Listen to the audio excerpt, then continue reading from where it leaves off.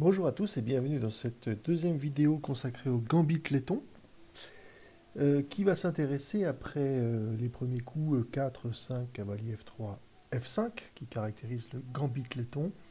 Par la suite, cavalier prend E5, et tous ces coups qui vous sont montrés ici, qui sont des coups marginaux, le coup dame F6, qui est le coup principal ici, qui est un bon coup, ne sera traité que dans la troisième vidéo, et c'est forcément la plus intéressante parce que euh, c'est la vidéo qui concerne la ligne que les gens adeptes du gambit laiton jouent le plus.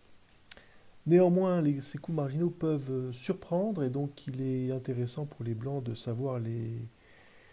euh, savoir réagir efficacement.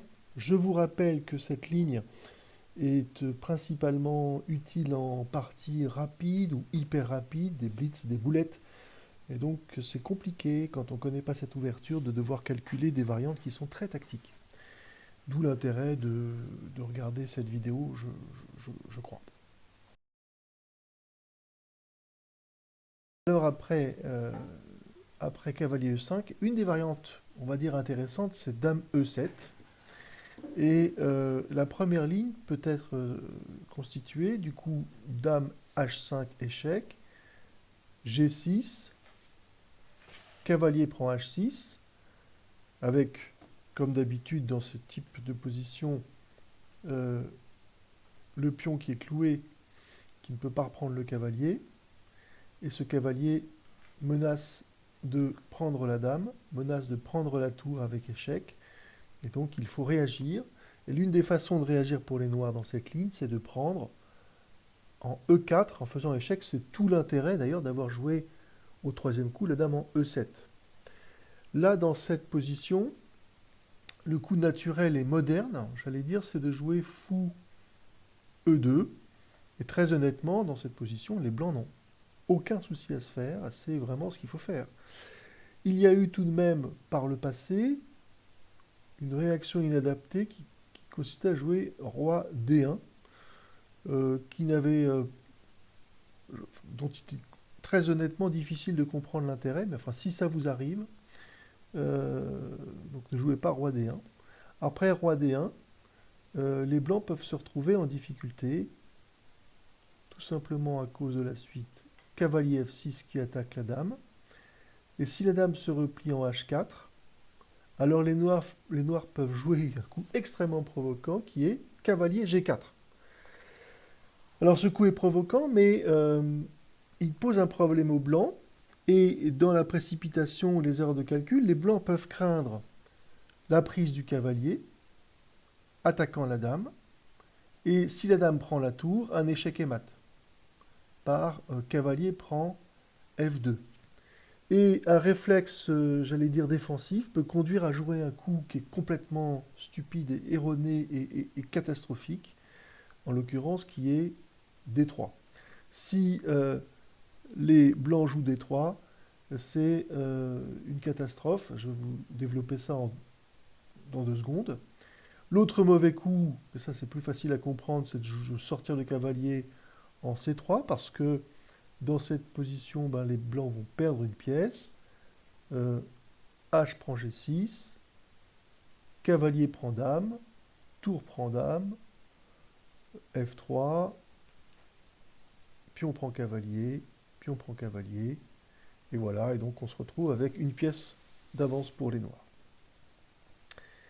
Donc après D3, il peut se produire logiquement H prend G6, le coup qu'avaient finalement anticipé les blancs, dame prend tour, cavalier F2 échec, et moi se dit j'ai bien fait de jouer D3, maintenant j'ai cette case de repli, je ne suis pas mat, je joue roi D2, mais ils subissent une attaque. Alors l'attaque peut être directe par dame en F4, c'est d'ailleurs le coup recommandé par les logiciels, mais c'est amusant de se souvenir que cette partie, enfin le coup dame G4, est aussi un joli coup qui avait été joué par Polerio, et tenez-vous bien, c'est un voyage qui nous amène à Rome en 1572. Et je vous montre la suite de la partie parce que ça finit très vite, très mal pour les blancs. Après Dame G4, les blancs avaient joué Dame E5 échec, Roi F7, Fou E2 attaquant la dame, Dame G5 échec, Roi C3 et un petit coup subtil Dame H4 avec une double menace, menace de mat par Dame B4 et menace de récupération d'une tour supplémentaire par cavalier prend H1 et dans cette position, Leonardo avait abandonné. Alors après Dame G4, le coup de Polerio, les blancs peuvent tout de suite l'attaquer en E2, les noirs font échec, et si le roi se balade en C3, c'est tout de suite mat par Dame B4, et si les rois, donc comme ça, hein, et si les blancs jouent roi E1, par exemple, pour attaquer le cavalier, eh bien Dame C1 prend le fou, le roi blanc récupère le cavalier, et de nouveau, une tour récupérée par les noirs qui se retrouvent avec une pièce d'avance.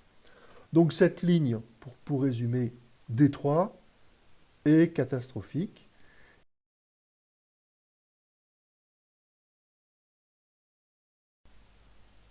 Alors vous avez compris que dans cette position, le bon coup c'est F3. Je rappelle pour ceux qui découvrent cette chaîne, le code couleur de mes flèches, en rouge les mauvais coups, pardon, en rouge les mauvais coups, en vert les bons coups, pas très compliqué à deviner. En plus, il est facile à trouver, il est naturel, il fait une fourchette entre la dame et le cavalier. Donc on pourrait croire que les blancs sont facilement tirés d'affaire, mais en fait, pas du tout. C'est pas si simple. Les noirs peuvent encore tendre des pièges. Et le coup tricky, comme disent les Anglais, c'est de jouer H prend G6, attaquant la dame. Le premier piège dans lequel les blancs ne doivent pas tomber, c'est de reprendre la tour. Ce serait de la gloutonnerie mal placée et mal à propos, puisqu'il se retrouve instantanément maté par cavalier F2, échec et mat.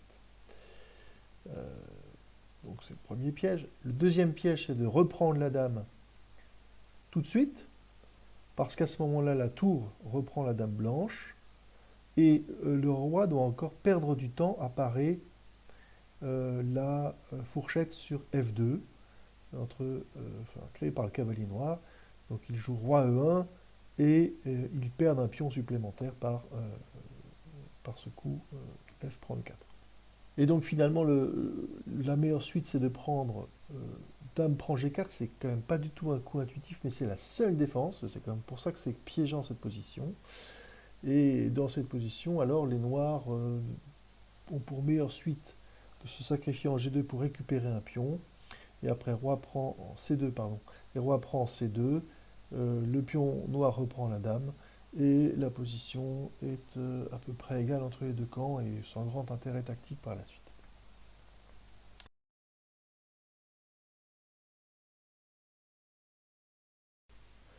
Alors, après cavalier prend E5, il y a la possibilité de jouer cavalier C6. C'est pas la suite principale, bien sûr. C'est un coup assez peu joué, mais assez intéressant pour les noirs, euh, dont il faut connaître les bonnes suites. Alors, les bonnes suites vous sont données ici. C'est le pion D4 ou le coup Dame H5. Et le piège que je vous montre maintenant est inspiré d'une partie jouée en 1901 par Capablanca avec les Blancs contre Corzo à la Havane,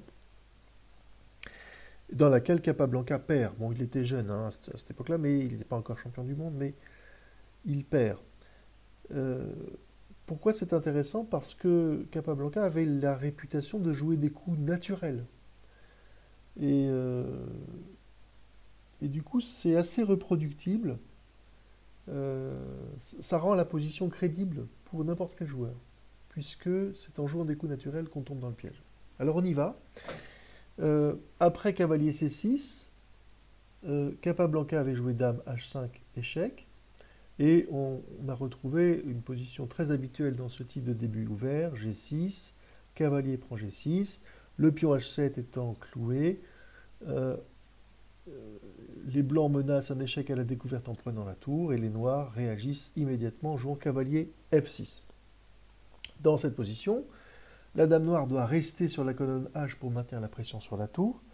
Et Capablanca a joué dame H4, qui n'est pas la meilleure position de la dame. Enfin, on peut en discuter, c'est pas très clair. Mais ce faisant, les noirs ont le temps de soustraire leur tour de l'emprise du cavalier blanc en jouant tour G8. Et du coup, ça oblige les blancs à résoudre le problème de leur cavalier qui est en prise par la tour et par le pion. Enfin, c'est l'inverse, mais vous avez compris. Et la seule façon de ne pas perdre du temps pour les blancs, c'est de prendre le fou en F8. Et là, plutôt que de reprendre le cavalier, les noirs peuvent jouer tour G4 avec une attaque double sur la dame et sur le pion. Et ça crée la tentation pour les blancs de jouer dame H6, un coup absolument naturel de défense, de repositionnement de la dame qui va trouver un intérêt défensif pour défendre ce cavalier en F8. Mais ça permet aux noirs de prendre l'initiative avec tour prend E4. Et là, pour une raison pas très claire, Capablanca a joué roi D1 et n'a pas joué fou E2. Probablement que la menace après fou E2 était dame E7, avec une grosse pression sur la colonne E et la possibilité de reprendre le cavalier. Alors l'analyse montre qu'après cavalier C3, les blancs doivent rendre du matériel après le sacrifice de qualité sur E2, cavalier reprend, cavalier joue en D4, et là la meilleure suite pour les blancs c'est de concéder la reprise du cavalier après le petit roc, comme ça. Ceci étant, il y avait après cavalier, enfin après dame E7, pardon, il y avait la ressource roi D1 qui permettait aux blancs de garder un semblant d'initiative et de garder un petit avantage matériel. Avec la suite, tour prend E2 et cavalier prend H7 qui profite de la nécessité qu'a la dame de défendre la tour. Et si les noirs jouent cavalier G4, alors la dame peut avoir une initiative supplémentaire. Dame G6, roi D8, dame G8, roi 8, etc. Avec une position maintenant qui est vraiment favorable blanc, tant sur le plan matériel que sur le plan de l'initiative. Sur tour prend E4, Capablanca a joué roi D1. Les noirs ont joué cavalier G4 avec une fourchette, une attaque double de la dame ici et du pion F2. L'urgence c'était de repositionner la dame. Capablanca a joué dame H5 et le roi a repris le cavalier en F8. Et là, Capablanca a joué un coup naturel que n'importe qui probablement jouerait en partie rapide, qui est cavalier prend F5, qui non seulement fait échec au roi ici, mais attaque de pièces. Alors c'est pas le coup le plus mauvais, hein.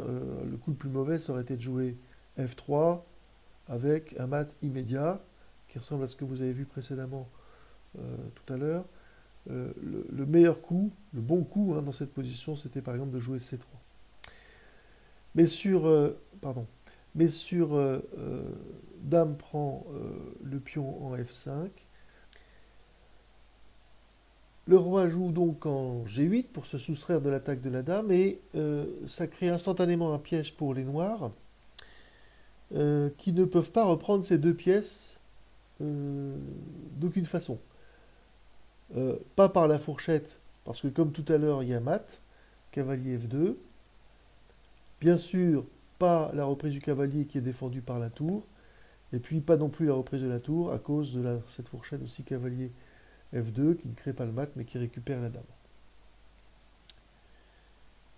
Et donc, après roi G8, Capablanca qui avait quand même vu tout ça n'est pas tombé dans le piège, il a joué D3 qui attaque la tour. Ici. Avec la possibilité peut-être de récupérer le cavalier par la suite. Et les noirs ont joué D5 qui avait pour principal objectif non pas de défendre la tour, mais d'attaquer la dame à la découverte. Donc Capablanca était vraiment pris à la gorge dans cette partie. Il a joué dame F3, et là, les noirs ont joué un magnifique sacrifice de dégagement, qui est cavalier prend F2, attaque double entre le roi et la tour, échec au roi, mais surtout libération de la case G4 pour le coup suivant qui est fou G4. Donc la seule défense, c'est de jouer dame prend F2. Fou G4 vient tout de même avec un échec. Dans la partie, Capablanca a joué fou E2, ce qui était le moins mauvais coup, le meilleur coup. Effectivement, après fou G4, roi D2 était tout de suite puni par une suite de maths forcées. Dame G5 échec, roi C3, D4 échec, roi C4 et fou E6, échec et mat. Ou alors après D4, roi B3, dame B5, roi A3 et dame D4 échec et mat. Donc dans la partie, Capablanca a joué fou E2 et a perdu 15 coups plus tard après une clarification et un sacrifice défensif de la dame ici qui a permis aux noirs de jouer facilement et de gagner facilement. Donc un joli piège historique.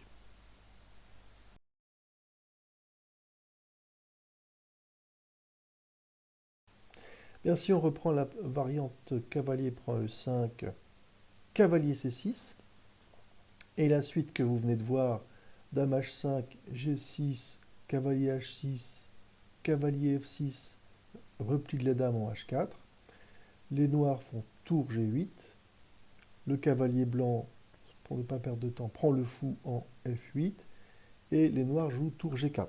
Dans le piège précédent, vous avez vu que Capablanca avait joué dame H6, qui ne lui avait pas rendu service. Que se passe-t-il si les blancs jouent dame H3?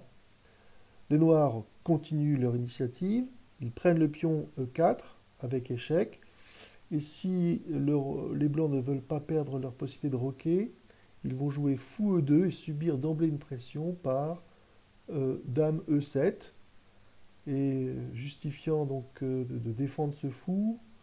Le coup le plus naturel, c'est cavalier C3, c'est un coup logique. Et les noirs peuvent rentrer dans une suite tactique compliquée, éventuellement douteuse, mais ça peut payer en blitz ou en boulette. Cavalier D4, avec un sacrifice de tour, et une séquence très chaude pour les blancs. Pourquoi? Parce que si cavalier prend tour, dame prend cavalier en E4 avec une menace de mat immédiate. Et finalement, la moins mauvaise solution que doivent choisir les blancs, pardon, c'est de roquer. Pourquoi? Parce qu'ils ont déjà une avance matérielle confortable d'une tour et d'un pion. Ils rendent un fou. Et donc finalement, il n'y a rien de catastrophique pour les blancs. Le roi, après cavalier prend E2, récupération du fou, se positionne en H1. Et les noirs peuvent continuer à jouer de façon, j'allais dire, compliquée par fou F4. Donc il y a une double menace. Une menace ici sur G2 avec mat si la dame arrive à prendre sans être reprise. Et puis une attaque de la dame pour l'inciter à se déloger. Et donc on va dire que c'est un piège, mais honnêtement, cette suite est douteuse pour les noirs. Pourquoi? Parce que les blancs ont une ressource défensive, mais qui est particulièrement difficile à trouver lorsqu'on n'a pas beaucoup de temps pour réfléchir. La tentation immédiate, c'est de bouger la dame, par exemple en F3, pour bloquer la diagonale. Mais il s'ensuit un échange, dame prend F3, G prend F3, et puis le cavalier en F8 est repris. Et au final, les noirs ont égalisé leur position, avec en plus en l'égalité matérielle, pardon, avec en plus une structure de pion qui n'est pas terrible là, sur la colonne F pour les blancs. Autre solution, si dans cette position les blancs jouent dame E3, c'est plus subtil. La dame ne peut pas aller en échec puisqu'elle est clouée. Donc le roi va jouer la reprise du cavalier et pour déclouer la dame, avec de nouveau la menace de mat. Ça oblige les blancs à faire l'échange des dames. Et au final, là encore, les noirs s'en tirent bien, puisqu'ils ont récupéré l'équilibre matériel. En fait, dans cette position chaude, il y a une ressource défensive qui est D3 et qui est juste fantastique. La dame n'a pas besoin de bouger, elle défend la case de mat. Si les noirs veulent maintenir la pression en restant sur la diagonale pour obliger la dame à bouger, si par exemple elle se met en C6, bah, du coup c'est le cavalier qui n'est plus défendu et qui est repris, et les blancs ont une avance de matériel confortable d'une tour et d'un pion. Donc en fait, dans cette position, après D3, les noirs sont complètement perdus, ils doivent tout simplement reprendre la dame, perdre la leur, et récupérer le cavalier, et puis perdre le cavalier en H3, et au final, les blancs gardent un avantage matériel d'une tour et d'un pion contre un cavalier.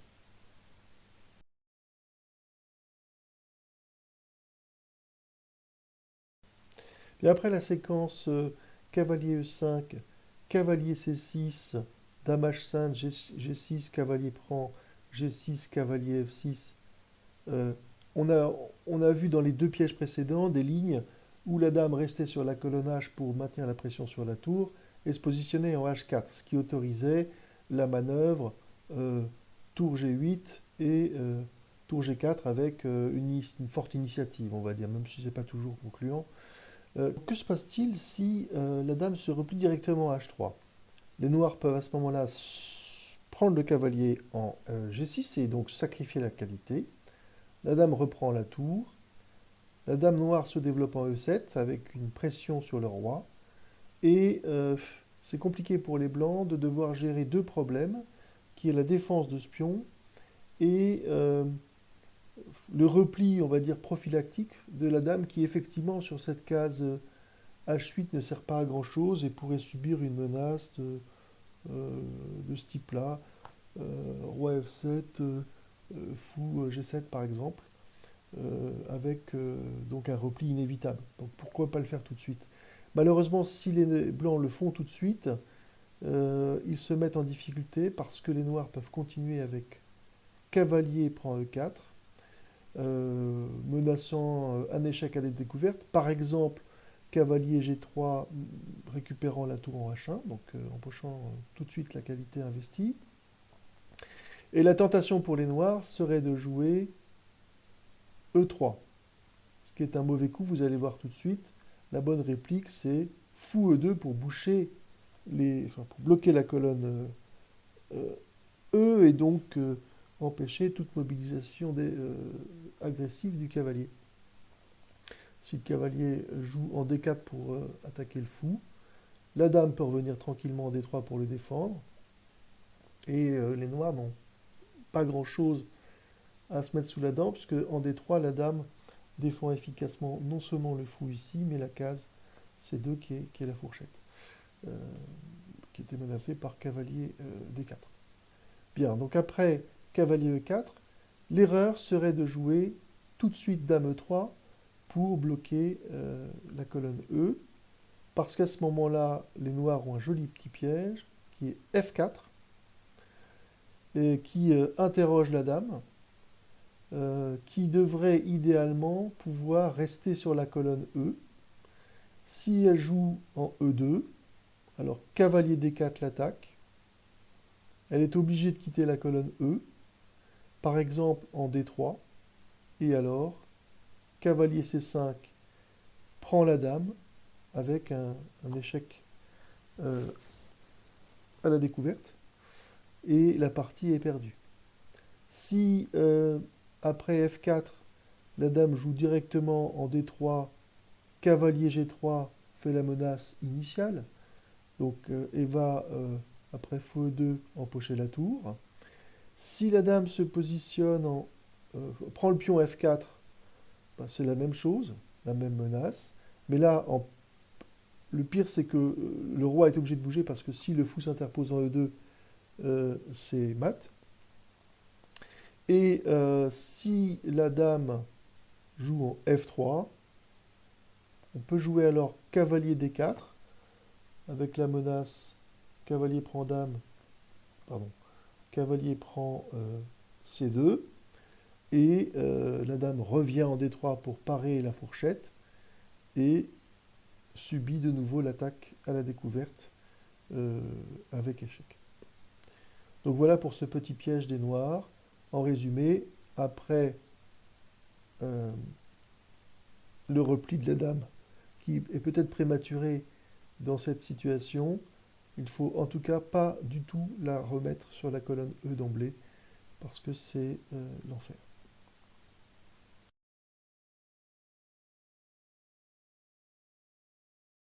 Pour finir cette petite vidéo, je vous propose un petit exercice.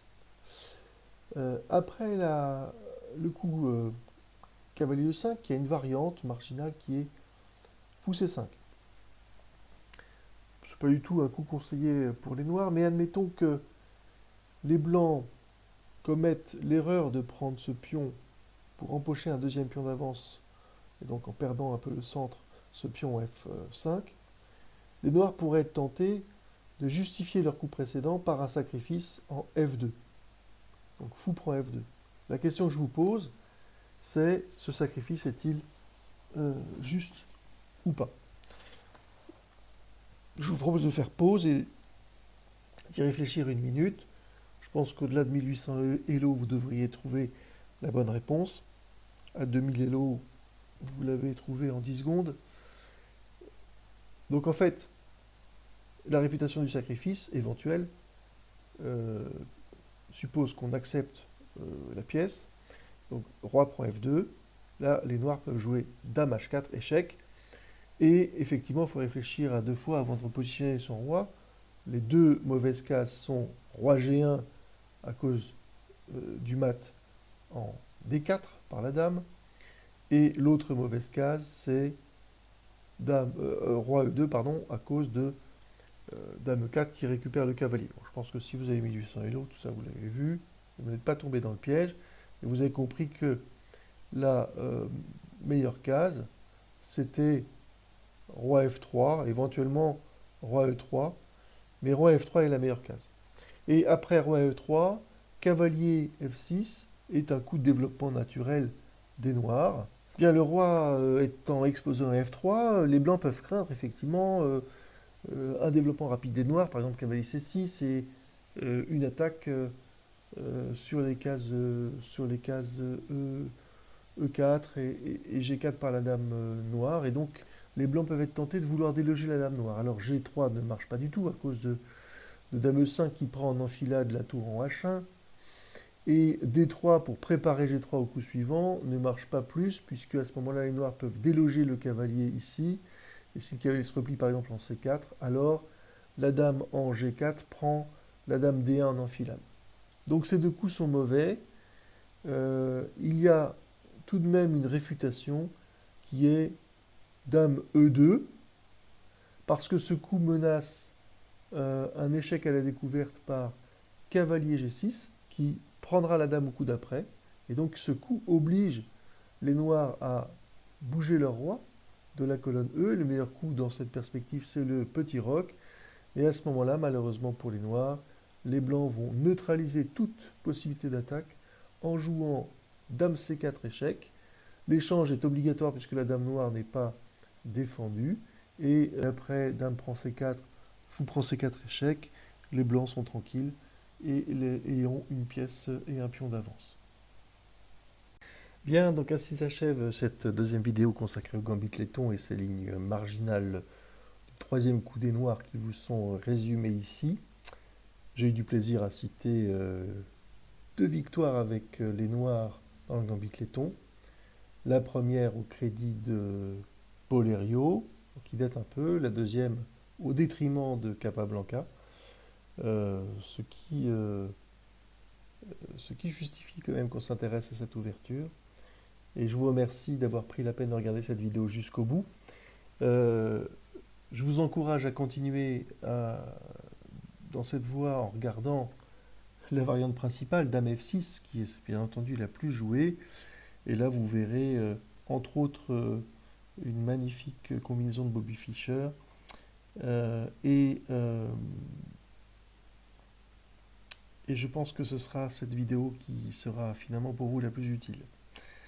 Merci de votre attention. Merci au passage à Philippe Kessmaker qui regarde toujours attentivement la qualité de du matériel que je vous soumets, soit avant, soit après la publication des vidéos.